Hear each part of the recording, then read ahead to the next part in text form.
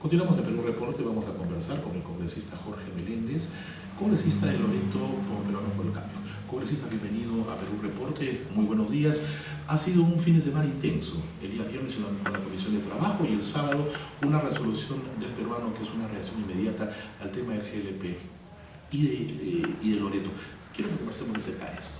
Bueno, primero hay que entender el origen del problema, ¿no? El origen del problema ocurre desde Aguaitía, desde Pucallpa, que se lleva el petróleo de ahí que produce Aguaitía Energy hacia Iquitos. Obviamente directamente ellos no lo hacen, buscan distribuidores, los venden el gas y ellos llevan a Iquitos. Entonces hubo ahí un declive en la producción de Aguaitía Energy, lo cual ha ocasionado un desabastecimiento en la ciudad de Iquitos. ¿Cuál ha sido la respuesta inmediata? Llevar el gas desde la costa hacia Iquitos. Obviamente ya estamos llevando un gas mucho más caro por el tema del transporte terrestre primero y luego tomar la vía fluvial desde Yurimaguas hacia Iquitos o también el puerto de Pucallpa hacia Iquitos, que son las dos rutas fluviales. Eso ha hecho que se incremente. Obviamente hay empresas que se han beneficiado con eso porque han especulado con el precio. ¿Cómo cuál? Hay dos empresas. Hay un oligopolio en Loreto que está dominado por la empresa Amazon, que ocupa el 50% de la distribución del gas en Iquitos, y el 45% es Llamagas. Hay un 5% que sobra, que es el gas FICE, que es un gas que Electrooriente le da a las familias más pobres un vale por 16 nuevos soles para que ellos puedan canjear. Es decir, si el gas está a 50 soles, ellos van a pagar 34 soles su gas. Que sigue estando elevado, ¿sí? Que sí, 0,34 para lo que ofreció el gobierno. Que sigue siendo elevado. Imagínate tú, el gas llegó a costar en un momento 60 soles. Si tú le restas los 16, estamos hablando de 44 soles, que es mucho más caro que el gas que se vende acá en Lima, a pesar que está subsidiado. Entonces Loreto tiene un problema muy serio desde hace muchísimos años atrás, y es un poco la preocupación de nosotros como una nueva clase política, es cómo conectamos a Iquitos con el resto del país. Durante muchas décadas hemos vivido aislados y eso nos da una desventaja. No tenemos buena competitividad.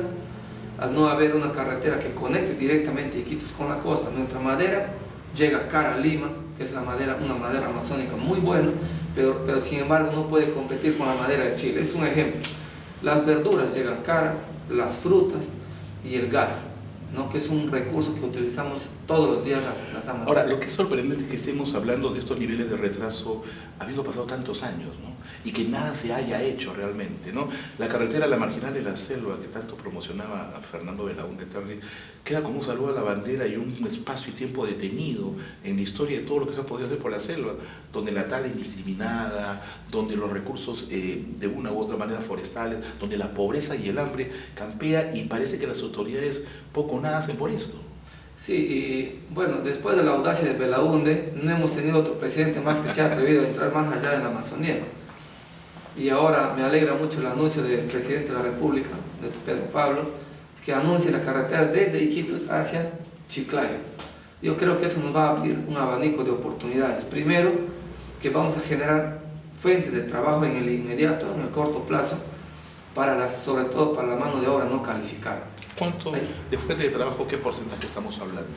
Yo creo que se estimen miles de puestos de trabajo, que es una gran obra que desde el Saramiris hasta Iquitos más o menos estamos hablando de unos 700 kilómetros de carretera que va a beneficiar a la gente. Ahora, el otro punto importante, si estamos hablando de el quehacer político y lo que se tendría que hacer en la selva, ¿qué políticas se está adoptando para que no haya tanta pobreza? ¿Qué planes a futuro tiene de una u otra forma este gobierno para que la selva pueda revertir la riqueza que tiene y esto pueda convertirlo verdaderamente en producción y en empleo productivo? Mira, nosotros hemos tenido una política en Loreto eminentemente extractivista. Primero y me voy a remontar al año 1880, que arrancó el boom del caucho, durante 40 años hasta el año 1920. Todos esos 40 años ha sido extracción de recursos, pero no hemos hecho nada para reconstruir lo que hemos extraído. No hemos sembrado nada. La xiringa se ha casi extinguido en el Putumayo.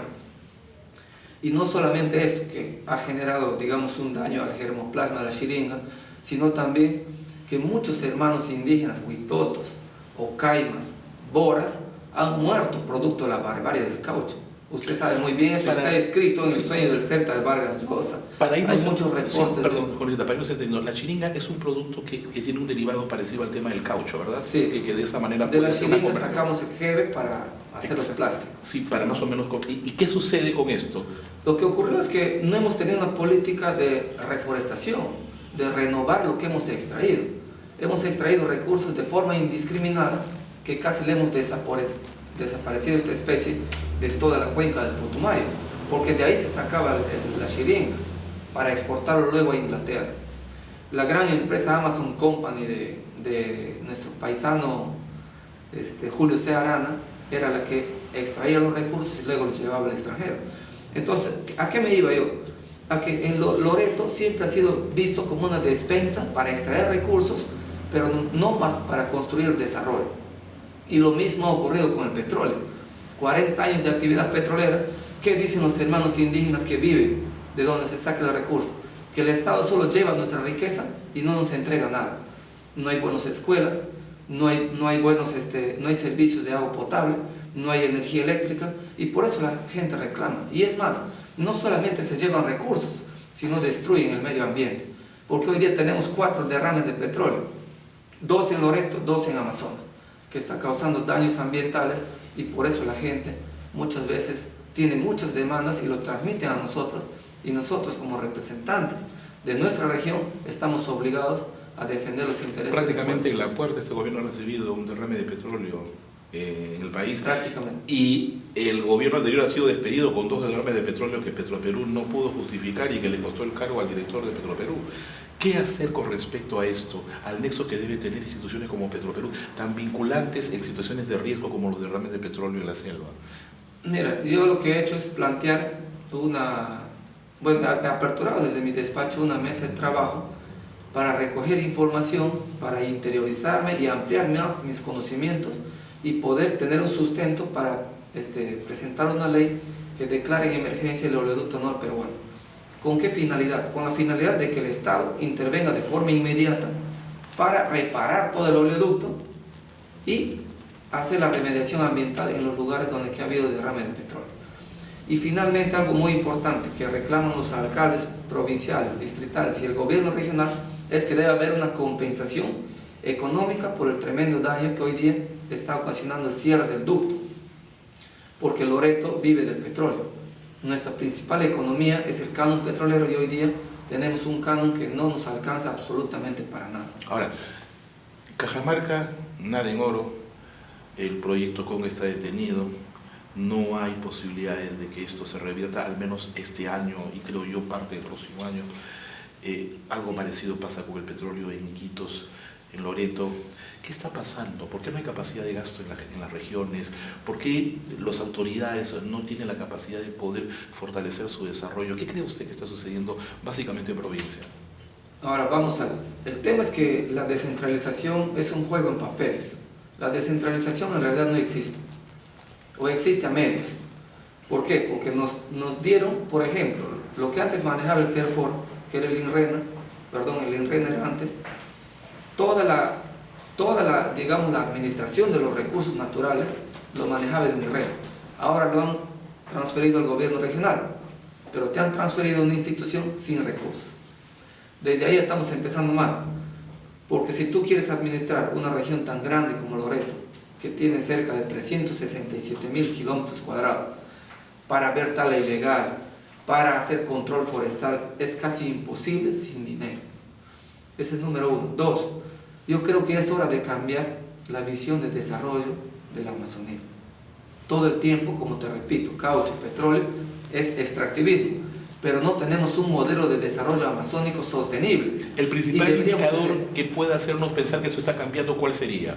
Y que se supone que tendríamos que vivirlo con este gobierno en los próximos... El problema es que no tenemos leyes. No tenemos leyes. La que urge... Y es lamentable, le digo, porque el legislativo no está jugando un rol para el desarrollo del país. En materia legislativa, dígame lo que urge, la ley que tendría que promulgarse ya para esto. Una ley que levante la competitividad en Loreto. Una gran ley que, digamos, promueva el desarrollo sostenible de la Amazonía, que englobe educación, salud, manejo de recursos naturales, porque nosotros tenemos un tremendo potencial en recursos naturales. Pero como el Estado no invierte, estamos aletargados, vivimos en medio de la riqueza, pero sin dinero en el bolsillo. Claro, tiene la bendición de la naturaleza, pero la mano del hombre no va de acorde. Exactamente, y encima hay cosas que ocurren que, por ejemplo, prohíben la tala de árboles sin entender la realidad de la Amazonía. El indígena, el ribereño, ¿qué es lo que hace para que subsista? Tiene que acudir al bosque, porque de ahí saca su leña para que cocine, porque ahí no cocinan a gas, saca su madera para que construya sus canoas, sus botes, saca hojas de palmeras amazónicas para que teche su casa. Entonces, el hombre amazónico vive del bosque. Lo que tiene que hacer el Estado es plantear un modelo sostenible de desarrollo con inversión. ¿Qué hacemos, por ejemplo, ahora cuando sacamos madera, cuando los hermanos indígenas sacan madera del bosque? Le venden a terceros, pero ellos no generan riqueza de la madera.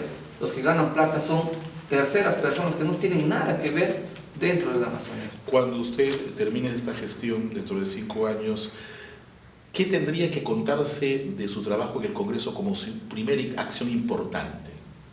Mira, lo que yo planteo en estos 5 años es que Loreto necesita un nuevo modelo de desarrollo desde el campo, identificando potencialidades. Y te voy a decir, nosotros tenemos más de 5 millones de hectáreas de humedales, que son sumideros de carbono. No estamos cobrando un solo centavo producto de estos, digamos, de estos espacios ecológicos que le benefician al mundo. Sin embargo, en la COP21 se ha conformado un fondo de $10.000 millones aproximadamente. ¿Para qué? Para la protección ambiental. Y nada de eso está llegando a mi región. Eso va a ser una prioridad. Yo debo buscar mecanismos desde el legislativo para que el recurso, el dinero, llegue a mi región para que sea invertido ahí adentro. ¿Dónde están estos humedales? Número 1. 2. Loreto necesita vías de comunicación. Y para eso vamos a aperturar una mesa de trabajo que va a contemplar no solamente carreteras, hidrovías, aeropuertos, puertos, que son los medios de comunicación de enlace de Loreto hacia el resto del país. Y dentro de Loreto hay lugares que están aislados, por ejemplo la zona de frontera, que están en Brasil, Colombia y Ecuador, están aislados de Iquitos. Si Iquitos ya está aislado de la costa, imagínate, estos otros lugares están mucho más aislados de la ciudad. Entonces esto va a ser una de las prioridades, ¿no? Ver que la Amazonía se conecta al resto del país, pero debemos dar oportunidades de desarrollo, porque si conectamos sin tener oportunidades, lamentablemente otros van a salir ganando. Tenemos que preparar a Loreto para que se conecte al resto del país. Porque recursos tiene. Tenemos recursos naturales. Miren, ya le mencioné humedales, tenemos agua dulce, el 98% del agua dulce del país está en la Amazonía. Tiene hasta delfines rosados. Delfines rosados, tenemos especies endémicas que no hay en ninguna otra parte del mundo, tenemos una inmensa riqueza en biodiversidad, tenemos todo para construir una región con desarrollo y con riqueza. La población. Lo que falta es inversión. ¿Solo inversión? El Estado, lo que pasa es que el Estado le ha visto a la Amazonía como el patio trasero, sobre todo a Loreto, como la huerta, siempre nos ha visto así. Y le voy a contar la historia. En la época del virreinato, ¿qué es lo que hacían con la Amazonía? Era un centro misionario, donde los jesuitas, los franciscanos, se iban a evangelizar a los hermanos indígenas. Nunca ha sido visto un lugar para desarrollarlo. Por eso es que hemos perdido territorio. El Gran Loreto llegaba hasta el Brasil, llegaba hasta Santa Fe de Bogotá en Colombia y llegaba hasta el Ecuador. Y el centro, digamos, virreinal era en Santa Fe, en Nueva Granada. Entonces, ¿qué hacían en ese tiempo? Lo único que mandaban eran sacerdotes en la Amazonía a evangelizar. Tanto así fue que el virreinato le transfirió al arzobispado de Lima la administración de la Amazonía. Y luego ya perdemos territorio y Loreto se ha ido reconfigurando y quedó, si bien es cierto, en una región grande, pero era una región que tenía el doble de territorio de lo que tiene ahora. ¿Cómo ha encontrado el Congreso? El Congreso debe jugar un rol protagónico. No, ¿cómo lo ha encontrado? Generalmente hay expectativas que se trazan con respecto, no sé, a nivel amplio. Hay mucha frustración para mí porque yo presenté la tercera moción justo para declarar en emergencia el desabastecimiento del gas. Sin embargo, el Congreso, ¿qué hizo? Leyó, creo, la 34, no sé cuánto moción, preocupándose por el gobierno venezolano, que no deja de ser importante. Pero es prioridad. Nos preocupa más otros países que lo que ocurre en nuestra patria. Y eso es muy lamentable, y eso es una frustración mía. Pero sabe que va a ser difícil, ¿no? Con 73. Salvo que se jalen algunos, como Es dice difícil, he hablado con mis compañeros de mi región que están en otros partidos, pero lamentablemente a veces no hacen oídos sordos, ¿no? Bien, congresista, muchas gracias. ¿Algo más que quiera agregar?